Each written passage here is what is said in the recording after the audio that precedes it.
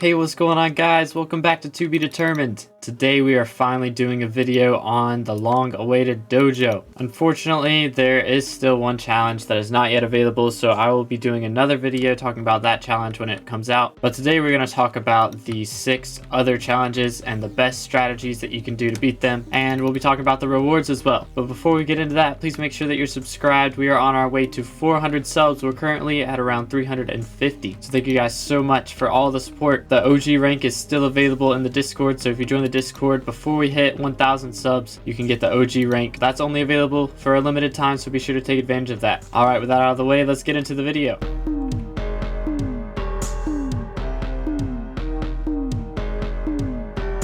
Alright, so the very first thing you have to do for the dojo is make sure that you have nothing in your inventory. That includes your armor, and it also includes your necklaces, cloaks, belts, gloves, and bracelets. So you got to make sure that these slots are empty. To get to this slot, you go to your SkyBlock menu, click your SkyBlock profile, and then they'll be right here if you have them equipped. So to unequip them, you take them out, and then you can put them in your backpack or in a chest on your island or something like that. Now the dojo is located at -240, -600 on the Crimson Isle. So that's where you can find this at. As you can see, some people have done some very high level things, much better than I have, but our goal for the day is we're going to try and get to 7,000 to 6,000 total points. So currently I have 5,826 and I have the blue rank. Now there are 5 total ranks. You start out with a white belt after you complete the basic quests, and then you can get a yellow belt once you get 1,000 points, a green belt at 2,000, blue belt at 4,000, you get the brown belt at 6,000, and the black belt at 7,000. Now these belts give basic damage resistance to every single thing. So white belt has 1%, yellow belt has 2%, green belt 3%, blue 4%, brown 5%, and black belt has 6% total damage reduction. So this is a really good item, and you want to make sure that you can get your hands on it. Right now it is very difficult to get. So right now you have to get an average of 1,200 points across all of them to get the black belt, but once this test of control is enabled, you only have to get 1,000. So we're going to go for a minimum of 1,000 average, which will get us to the brown belt today. So the first challenge is the test of force. Now this is one of the harder challenges. As you can see, the most that someone's gotten is 1,200 points. I've gotten 920, and that puts me just outside of the top 1,200 players on the server. So we're gonna do the best that we can. The way the test of force works is you get put on this little platform here and mobs will spawn. So there we go, we got the iron guy. You gotta knock him into the lava. But there are some mobs that you don't want to hit. These little zombie guys give 30 points, so they're really nice. But these leather hatted guys give -30 points, so you want to make sure you don't hit the leather guys, and you want to focus on these baby zombies. They can be a bit tough sometimes. See, it took me a lot of hits to knock them in there, but basically you just want to run around and try and smack them in, especially ones that are close to the edge that will take the least amount of hits. If you see them starting to have smoke particles around them, that means they're about to disappear, so you got to be careful with that, especially if they're close to a leather zombie. And if you swing and they disappear and you hit the leather zombie, you're losing 30 points. You don't have to knock the leather zombies into the lava to lose points. All you have to do is hit them and you'll instantly lose 30 points. So as you can see, I'm trying to focus on these diamond baby zombies and the gold zombies. That's the general strategy. And see, I missed that guy, and I missed that one too. So it is very difficult. This is one of the hardest challenges that they have right now, but you just want to get them to where they're falling into the lava, and I missed that one. There we go. And then you can kind of just start running around looking for somebody else to hit. There we go. I'm focusing as much as I can on these gold and blue zombies. If you see a 10-1 that's gonna take like 1 or 2 hits to get punched into the lava, then sure, you can go for that, but you don't want to spend too much time on those guys. Boom, get them over here if we can. There we go. All right, we ended on 860 points right there, which is an A.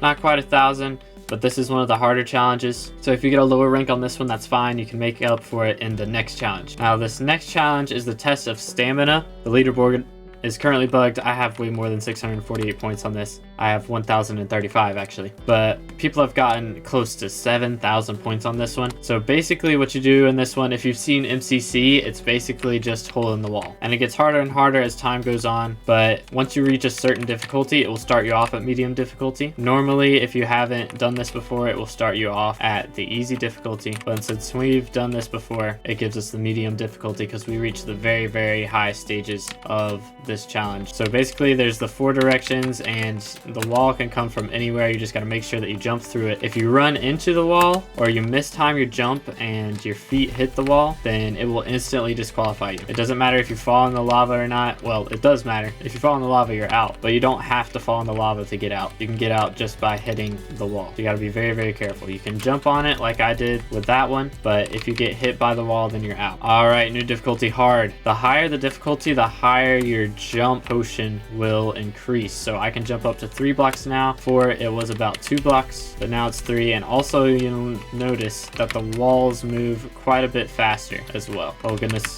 this might be it for me.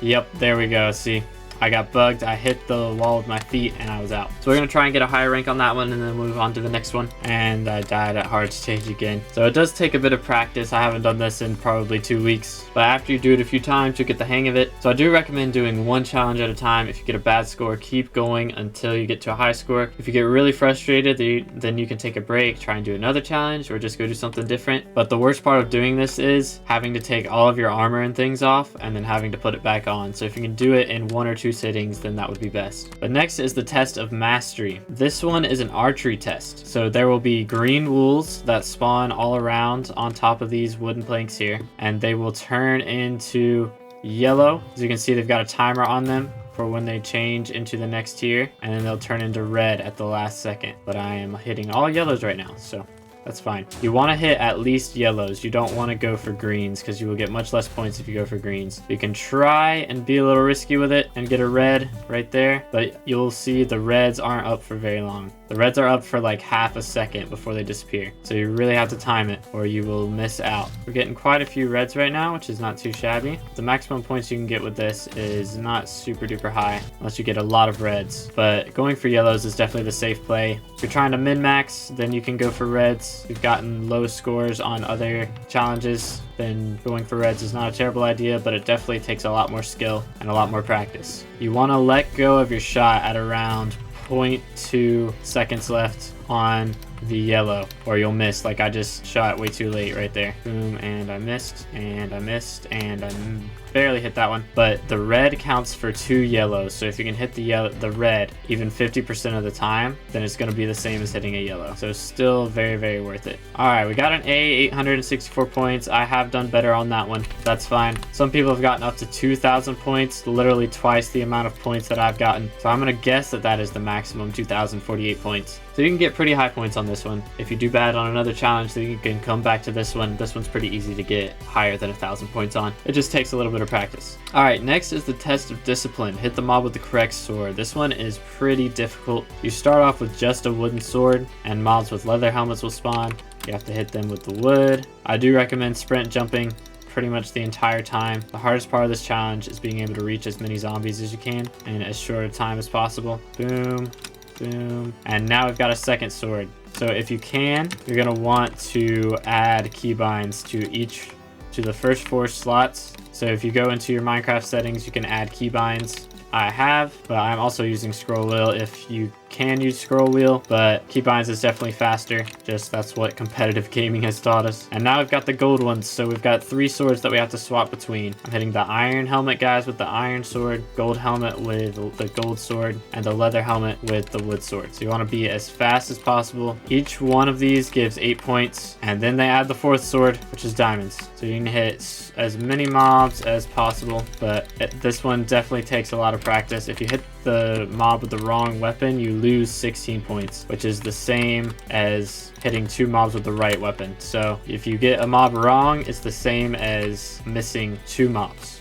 So try your best. And I hit over the wrong one. You can get quite a few points on this one, but this is another one of the harder ones. Points are limited. The maximum people have gotten on that one is 1,400 points almost. So if you do not that well on this one, don't be too upset about it. This one is one of the harder ones. Now we have the test of swiftness. The way this one works is you spawn on a green block and you have to just walk around hitting the green. It will turn to orange and then it will turn to red and then it will disappear. So as you go, this one will get harder and harder. Eventually you'll have to jump in between blocks and the blocks will be disappearing under you as you're jumping. So you can get quite a few points on this one, but this one is really dependent on finding a non-laggy lobby. As you can see, I just lagged right there. So I would recommend not doing this during peak time. If you can get on outside of peak hours, then I recommend doing that. There we go. We had to jump for that one. Jump for that one. Boom. And before I land, the block that I was just standing on has disappeared. So once it gets to really difficult, it will start being 2-block jumps, which is really hard to make sideways and backwards. So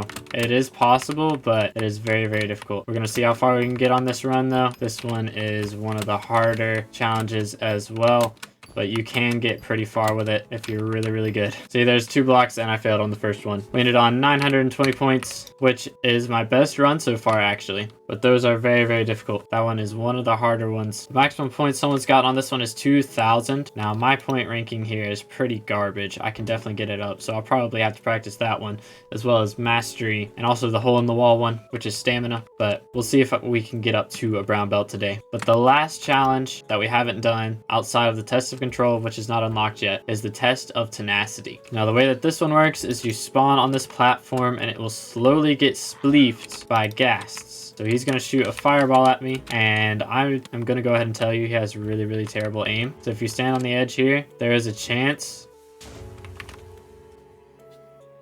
that he hits you directly and knocks you into the lava first try. So it does take some learning so you can tell kind of where the fireball is going. So to start off, you can just stay in first person, kind of tell where it's going a bit easier. But if you stand close to an edge, there's a chance that it misses like that. Boom. He's missed 2 now, and that's going to be really helpful for the future, because the less blocks that are spleefed, the longer that you can last. So you really want to stay as close to the edge as possible for as long as you can. But as time goes on, more and more gas will spawn. See, there we go. We got 2 gas now. So you have to be aware of both of these guys. And eventually there will be one at every corner of the room. But at this point, we can kind of just stand over here close to the edge. They're not really going to get close to us most of the time. That one shot that he got on me earlier was pretty lucky. But see, half the time they're completely missing. But they're going to get more and more frustrated, and they're going to call more and more friends. So there we go. Now we can go into F5 mode, and there's 3 of them now. So this is when you kind of want to start running around the edge if you can. You kind of want to keep an eye on their timing. If you can get this corner spleefed as much as possible, then that'll be best.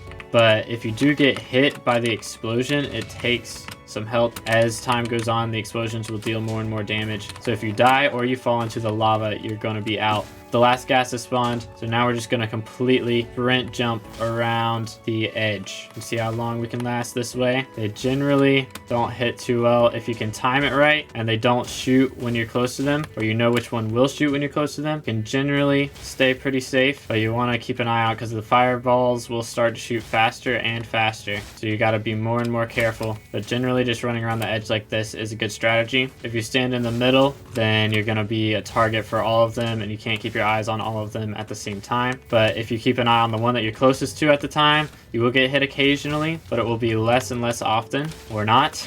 But as it goes on, they shoot more and more. It gets more and more difficult. You can start going towards the middle once they're shooting pretty fast. But there's not that much ground left for me here. So I've got to be very careful where I'm stepping. And there we go. All right, we got 835 on that one, which is right outside of the top 1,000. Well, my highest rank is 835. It's not that high. But as you can see, people have gotten ridiculous amount of points just on this one. So if you really get as good as these top 10, then you're crazy. But you can just go ahead and get 7,000 points on this one challenge alone, but it does take a lot of practice. We're gonna see if we can get up to at least another 120 points so we can unlock that brown belt. But it is possible to get the black belt now, but you have to have an extreme amount of skill, like dream level skill. All right, I don't think I have time to grind all of this out today, but hopefully we'll be able to get it soon. But I appreciate all of you watching. All right, that's all for me. I hope you guys did learn something. If you did, please remember to leave a like and subscribe. We are on our way to 1,000 subs. subs. Also, I've got a new single coming out very soon on March 24th. So if you want to check that out, you can pre-save it in the link in the description. And once again, thank you guys so much for all the support recently. It's been amazing. I will see you all in the next one. Hope you have an amazing day, and God bless.